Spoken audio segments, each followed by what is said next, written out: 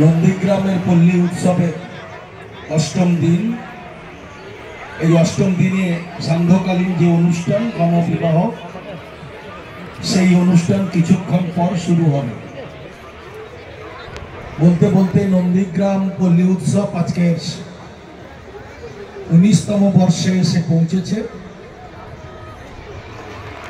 এই উৎসবের মূল কর্ণধার আবু সুফিয়ান। ক্রেতারা এসেছে তা নয়, অনেক সমাজ সেবামূলক কাজকর্ম এই মেলাকে কেন্দ্র করে তারা সংগঠিত করেছেন। এটাই হচ্ছে আমাদের ধর্ম, এটাই হচ্ছে মানুষের কল্যাণ করা। যে যার ধর্মের মতন মানুষ, তাই মেলাই বলে নানা ভাষা, নানা মত, নানা পরিধান, বিবিধের মাঝে দেখো মিলন মহান। মেলাই হচ্ছে পল্লী সংস্কৃতির আরেকটা দিক।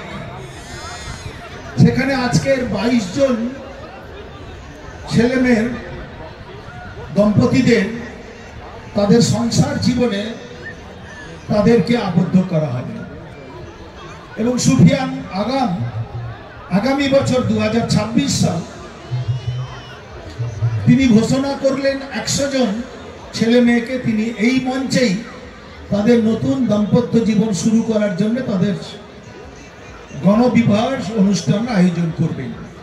আর আজকের দিনেই 30শে জানুয়ারি আমাদের জাতির জনক মহাত্মা গান্ধী খুন হয়েছিলেন। দিল্লির বিড়লা মন্দিরে তাকে খুন করা হয়েছিল, জাতির জনককে। আর সেই দিনটি একটি আমাদের কাছে অত্যন্ত বেদনার দিন। সেই দিনটি সবার উপরে মানুষ সত্য, তাহার উপরে কেউ নেই। তো সেই মানুষকে নিয়ে তাকে ভালোবাসলেই, তার পরিষেবা, তার কে যদি আমরা কিছু দিতে পারি, তাহলে সেইটাই হচ্ছে ঈশ্বর আল্লাহর কাছে আমরা করুণা লাভ করতে পারবো।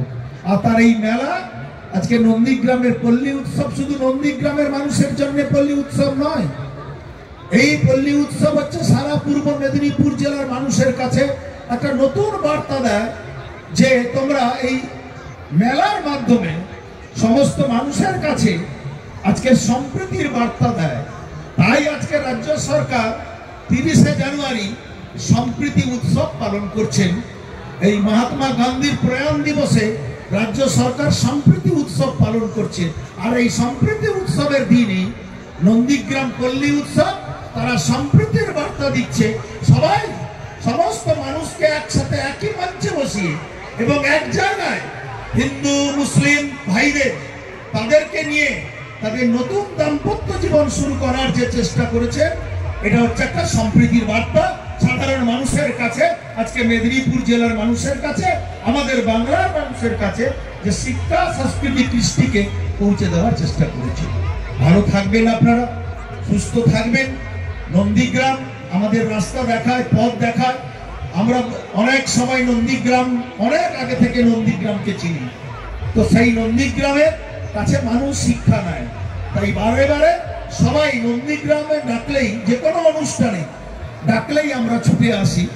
আর সুফিয়ান ডাকলেই তো আমরা উপেক্ষা করতে পারি না। এত বড় একটা মেলা পূর্ব মেদিনীপুর জেলার, যেখানে হাজার হাজার 1 লক্ষ 2 লক্ষ মানুষ উপস্থিত হয়েছে আজকে মেলাতে। আমরা দেখে আসছি 3 কিলোমিটার দূর থেকে মানুষ আসার জায়গা পাচ্ছে। তো তাদের সেই মেলা কেমন করে উপেক্ষা করা যাবে? ভালো থাকবেন, সুন্দর করে অনুষ্ঠান শুনুন, ভালো করে সুষ্ঠুভাবে। আর 3 দিন মেলা আছে আপনাদের, 3 দিন আবার 1 বছর অপেক্ষা করতে হবে। দোসরা আরো 5 দিন আছে, আরো 5 দিন মেলা আছে। সুষ্ঠুভাবে মেলা সুসম্পন্ন হোক আমরা চাই। আবার 1 বছর আমরা অপেক্ষা করব পল্লী উৎসবে আসার জন্য। আমরা আবার সেই 30শে জানুয়ারি আসবো 2026 সালে। 1 বছর আপনারাও অপেক্ষা করবেন 1 বছরের জন্য পল্লী উৎসবের জন্য। সবাই ভালো থাকবেন। সবাই ঈশ্বর আল্লাহর কাছে প্রার্থনা করি, দোয়া চাই।